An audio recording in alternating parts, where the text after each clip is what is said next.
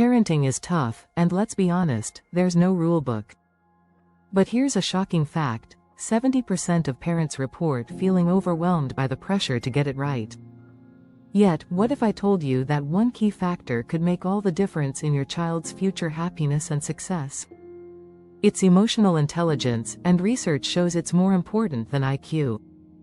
Kids with high emotional intelligence are 50% more likely to be successful as adults. But that's not all. In today's digital world, children are spending over 5 hours a day on screens, which has led to increased stress and decreased social skills. What if we could reverse this? Imagine a life where your child thrives emotionally, socially, and academically, all without the stress and confusion. In this video, we'll share simple, science-backed strategies to raise emotionally intelligent kids, encourage creative play, and become a parent who truly listens. These tips aren't just common advice, they're game changers. Stick around, because what you learn here could transform the way you raise your child. Chapter 1. Beyond the Basics. Raising emotionally intelligent kids. When it comes to parenting, we often focus on academic success or good behavior. But what if emotional intelligence, is actually the most important thing we can teach our kids? Research shows that children with high EI have better relationships, make smarter decisions, and are more successful in life.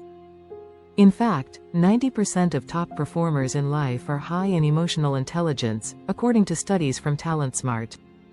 So how do we teach it? First, we need to model emotional intelligence ourselves. Kids are keen observers. If you react calmly to stressful situations, they'll likely do the same. Also, labeling emotions helps. For instance, saying, "I can see you're frustrated," gives kids a vocabulary for their feelings, making it easier to talk about them. A simple but effective strategy is practicing active listening. Let your child express their feelings without interrupting. This teaches them that their emotions are valid and helps them learn how to manage those feelings. Don't be quick to fix things. Instead, ask questions like, "What do you think would help?" This encourages problem solving and self-awareness. Additionally, teach empathy by helping your child understand how others feel. Studies by the American Academy of Pediatrics show that empathy is a key component of emotional intelligence, and it can be nurtured by simply talking about emotions. Encouraging your child to volunteer or care for a pet can also help them practice empathy. Remember, emotions aren't good or bad, they're just information. When kids understand this, they become more in control of their feelings and less likely to react impulsively. Chapter 2. The Power of Play. How unstructured time builds lifelong skills. It's no secret that kids love to play, but did you know that play is one of the most powerful tools for development? In fact, the American Academy of Pediatrics highlights unstructured play as crucial for building creativity, problem-solving skills, and emotional regulation. Children need time to play without rigid structure. When kids are free to create their own games, they exercise their imaginations. This type of play fosters creativity and innovation, skills that are highly valued in today's world. A study published in the journal Science found that children who engage in free play develop more cognitive flexibility, which helps them adapt to new challenges. Play also enhances social skills. Kids learn how to negotiate, share, and collaborate while they play with others. These skills are vital for building healthy relationships. In fact, kids who engage in more unstructured play are shown to have better communication skills and higher social competence. Encouraging outdoor play is just as important. A report by the National Trust found that outdoor play not only builds physical strength but also boosts mental health. Kids who spend more time outside are less likely to feel stressed or anxious. It also helps them develop a greater sense of curiosity about the world around them. So, give your child the gift of time. Let them play freely, whether it's running in the yard or creating a world of their own with toys. This unstructured time is more than just fun, it's an investment in their future success. Chapter 3. Silent Support. The art of listening without judgment. One of the most powerful tools we have as parents is the ability to listen. It's easy to think we need to constantly guide or fix our kids' problems, but sometimes, just listening is the best support we can offer. Kids need to know that they can come to us with their concerns, and that we'll listen without judgment. Research from the Harvard University Center on the Developing Child shows that children who feel heard are better equipped to handle stress and develop stronger emotional resilience. When children feel that their thoughts and feelings are valued, they are more likely to develop a secure attachment and trust in others. Listening isn't just about hearing words, it's about understanding emotions behind them.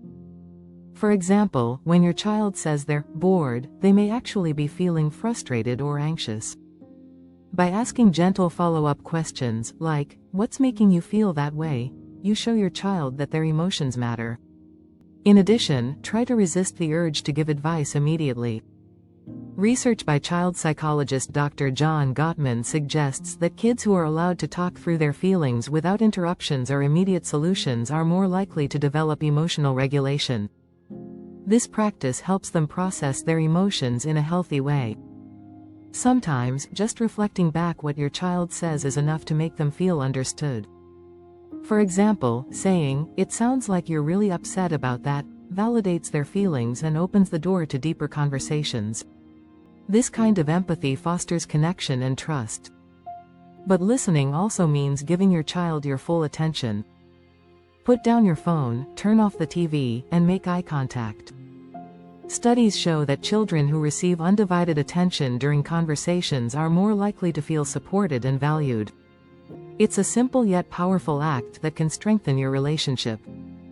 Remember, your goal isn't to fix every problem but to create an environment where your child feels safe expressing themselves. In turn, this builds confidence and emotional strength, which will serve them for years to come. If you're finding these tips helpful, don't forget to subscribe and hit the bell icon for more actionable parenting advice. Chapter 4. The Secret of Yes, Setting Boundaries Without Saying No. Parenting is full of rules and limits, but what if we told you that focusing on yes instead of no could lead to better results? The concept of setting boundaries without constantly saying no helps children feel more empowered and less resistant to authority. According to Dr. Daniel Siegel, a neuropsychiatrist and author of The Whole Brain Child, children need to feel like they are part of the solution, not just being told what to do. The key to this approach is to offer choices. Instead of simply saying, "No, you can't have candy," offer a choice like, "You can choose between an apple or a banana." This gives your child a sense of control while still respecting the rules. Studies show that when children feel they have some autonomy, they are less likely to resist boundaries. Another powerful technique is using positive reinforcement. When your child follows through with a positive behavior, acknowledge it with praise. This builds their self-esteem and encourages them to make good choices. A study from the University of Washington found that positive reinforcement, rather than punishment, results in better long-term behavior. Additionally, be clear about your expectations. Setting clear boundaries, such as no jumping on the furniture, is essential for children to understand what is acceptable. But rather than focusing on what they can't do, focus on what they can do. For example, "Let's play on the floor with these toys instead." This approach encourages cooperation rather than defiance. You are not eliminating rules but rather shifting how you communicate them. The goal is to provide a structure that allows for freedom and independence while still maintaining a sense of discipline. In the end, this positive approach reduces stress for both the parent and child. It helps avoid power struggles and builds a stronger, more cooperative relationship. By using these strategies, you can create an environment where boundaries are respected, and both you and your child feel heard. Chapter 5. Self-Care for Superparents. Why your well-being matters. It's easy to put our children's needs before our own. After all, we want the best for them, right? But if we don't take care of ourselves, how can we be the best parents we can be? Research from the American Psychological Association shows that parents who prioritize their well-being are better equipped to handle stress and provide more nurturing care to their children. Self-care doesn't mean just pampering yourself. It means taking steps to maintain your physical, emotional, and mental health. Simple habits, like exercising, getting enough sleep, and eating nutritious food, can have a profound impact on your energy levels and emotional stability. Studies show that regular physical activity reduces stress and helps parents feel more patient and focused. Another important self-care practice is mindfulness. Mindfulness meditation can help you reduce stress and increase emotional resilience. A study published in Psychological Science found that mindfulness helps parents manage their emotions, which in turn positively impacts their parenting. By taking a few minutes each day to center yourself, you can respond to your child's needs in a calmer and more thoughtful way. Don't forget about emotional self-care, too.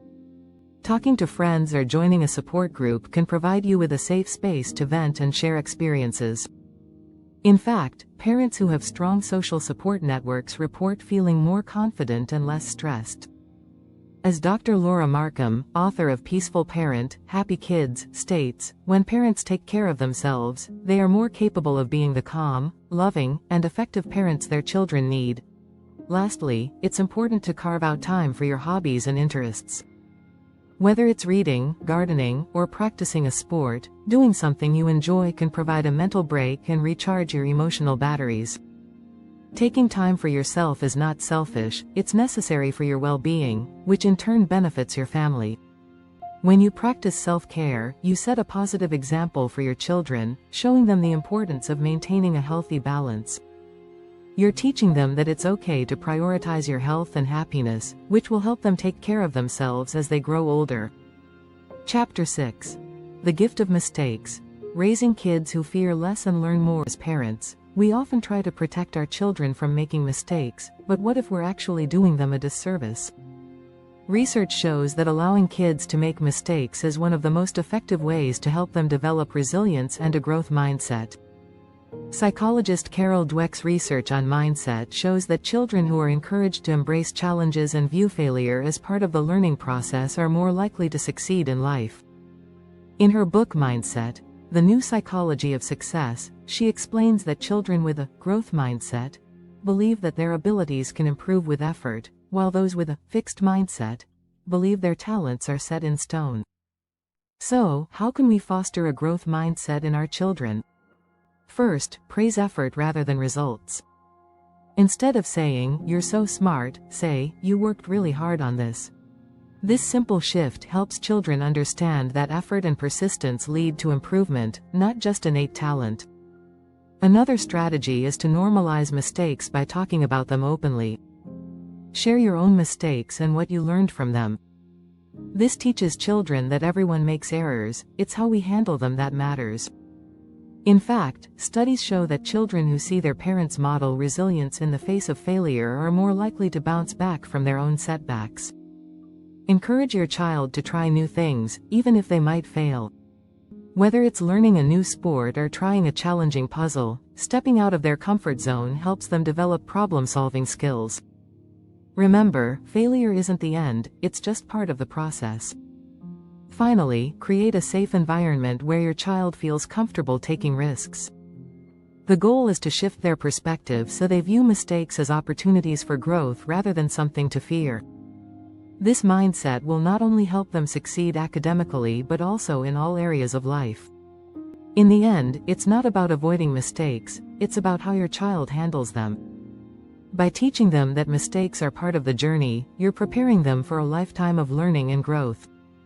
If you found these tips helpful, be sure to hit subscribe and turn on notifications, so you never miss a new video with more tips to help you raise your child with confidence and love.